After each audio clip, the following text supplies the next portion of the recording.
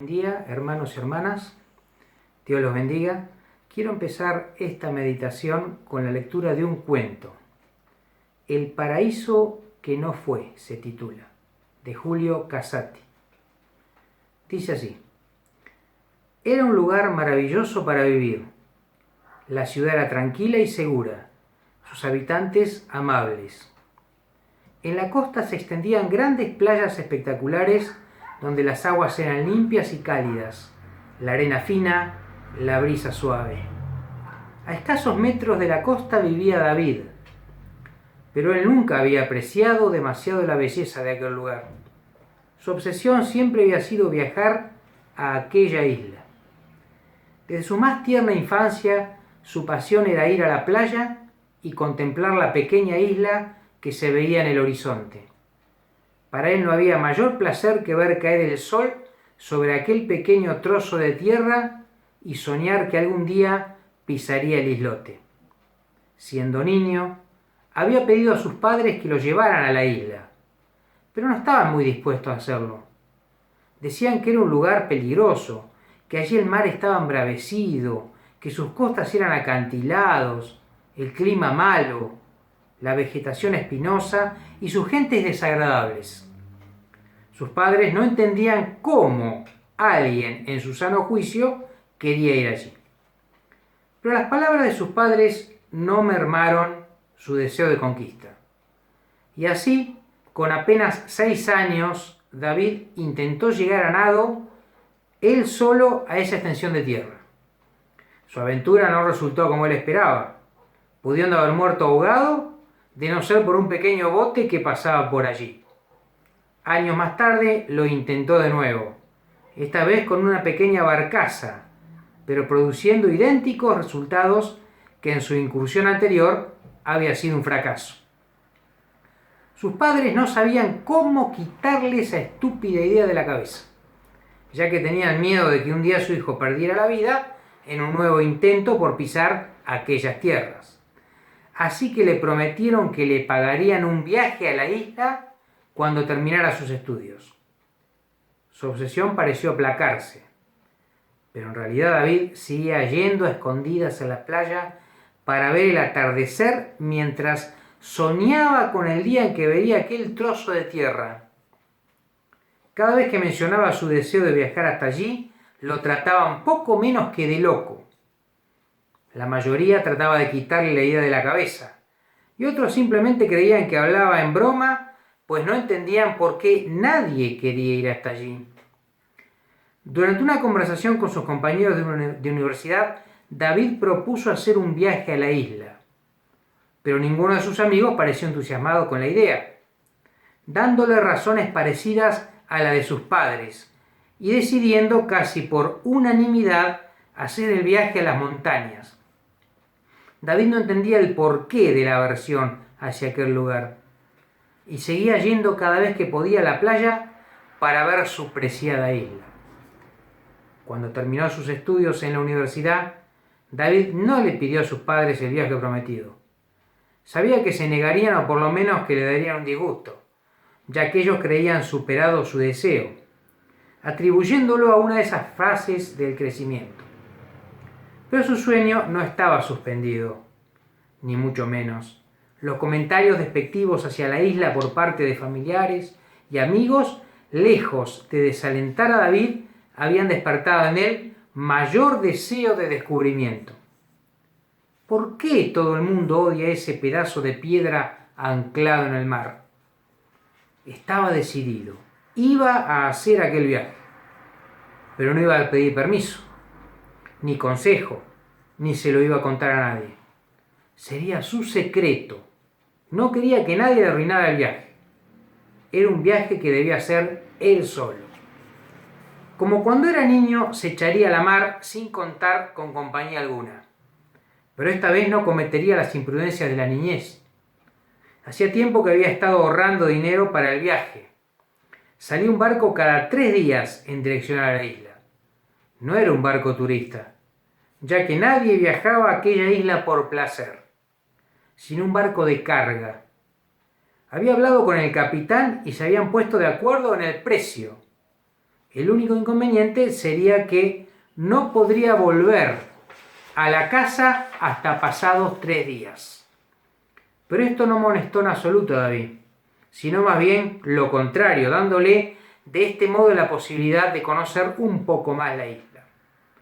Y llegó el día esperado. Subió a ese barco y emprendió el camino a esa isla, su isla. Al llegar, David pudo comprobar con sus propios ojos que todo lo que le habían contado sobre ella era absolutamente cierto. Conforme se acercaba el clima había empeorado. Las olas eran más furiosas y las nubes más negras. Pudo comprobar que no había una sola playa en toda la isla, sino que estaba rodeada de acantilados. La ciudad estaba sucia. Los edificios altos en su mayoría eran feos y estaban poco cuidados.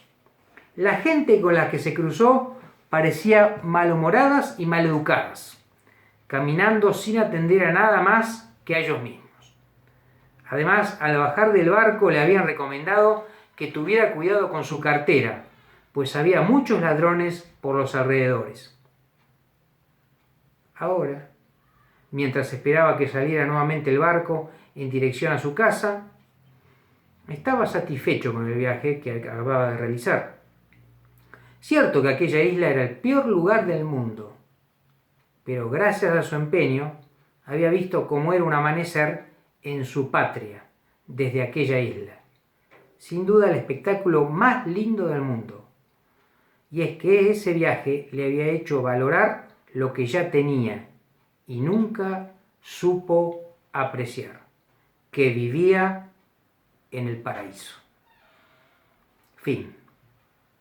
Bueno, podemos extraer algunas cosas y como todo texto podemos exprimirlo y sacarle todo el jugo posible. Pero como la idea es una meditación breve, 15 minutos me dijo Marcelo, me centraré en una sola idea, el contentamiento cristiano. El contentamiento es un tema que hablan varias religiones, pero nosotros seguiremos la línea bíblica, obviamente. El contentamiento cristiano, que está ligado con el agradecimiento, está íntimamente ligado. La definición de contentamiento es que significa el contentamiento estar contento por todo lo que somos y todo lo que tenemos en todo momento de nuestra vida. Y si vamos al personaje de nuestro cuento y repasamos algunas cosas, por ejemplo en el primer párrafo que nos da el entorno de ese lugar donde vivía el personaje, dice que era maravilloso, que era tranquilo, la gente era amable, que la brisa era suave, que las playas eran espectaculares, que era limpio, cálido, una belleza, una postal. Y si vemos esa isla donde él se fijaba constantemente que quería ir, y le decían que era totalmente fea, que no había playas, que era todo acantilado, estaba todo sucio, la ciudad era sucia, los edificios eran feos, poco cuidados, y encima había carteristas, debía de cuidarse cada paso porque te podían robar. No supo ver nuestro personaje que él vivía en el paraíso. Podemos sacar más de una conclusión, pero no estaba contento y no veía donde él vivía, que era maravilloso. El apóstol Pablo, yendo a la base bíblica, dice: teniendo sustento y abrigo, estemos conforme con esto. La nueva traducción viviente que estoy leyendo últimamente y me encanta, dice: si tenemos suficiente alimento y ropa, estemos contentos. Este es el contentamiento cristiano. El cristiano debe vivir, el verdadero hijo de Dios, en un estado de agradecimiento y alabanza. No es más que agradecer algunas veces, es más, ¿no?, que alabar, adorar algunas veces, sino es un estado, es una forma de vida, el contentamiento y el agradecimiento. El Salmo 103, dentro de las citas que he escogido, el conocido Salmo que dice: bendice alma mía Jehová y bendiga todo mi ser su santo nombre. Bendice alma mía Jehová y no olvides ninguno de sus beneficios. Esta versión de traducción viviente dice: nunca olvides todas las cosas buenas que el Señor hace por vos. Y yendo al Nuevo Testamento, dice Efesios capítulo 5, versículo 18-20. No se emborrachen con vino, porque eso les arruinará la vida. En cambio, sean llenos del Espíritu Santo, cantando salmos e himnos y canciones espirituales entre ustedes, y haciendo música al Señor en el corazón. Me gusta esa frase, haciendo música al Señor en el corazón. Y den gracias por todo a Dios el Padre en el nombre del Señor Jesucristo. 2 o 3 versículos más en Filipenses dice: no se preocupen por nada, en cambio oren por todo.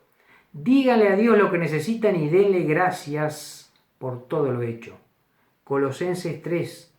Y que la paz que viene de Cristo gobierne en sus corazones, pues como miembros de un mismo cuerpo ustedes son llamados a vivir en paz y sean siempre agradecidos.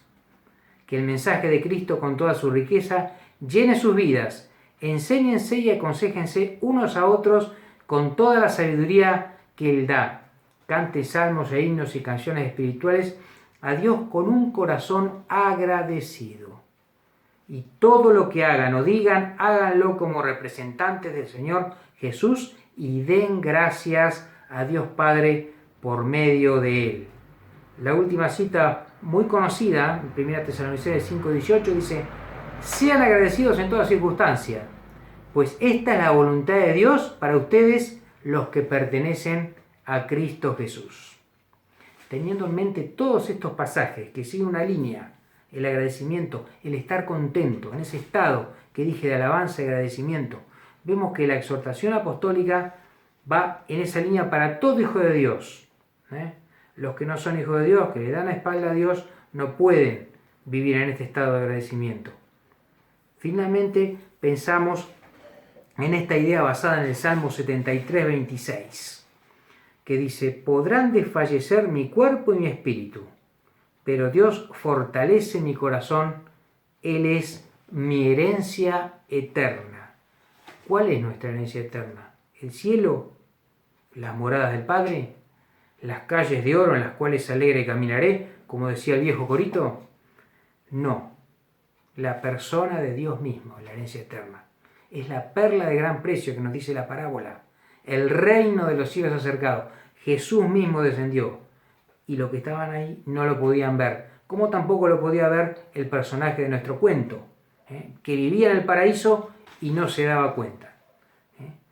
La herencia eterna es Dios mismo. Por eso el estado que dije de agradecimiento y alabanza que debemos vivir como hijos de Dios, ¿no? En ese estado de gratitud, en ese estado de contentamiento, en ese estado de complacencia con todo lo que el Señor nos da. Es la base para nuestros mayores bienes. Que Dios los bendiga.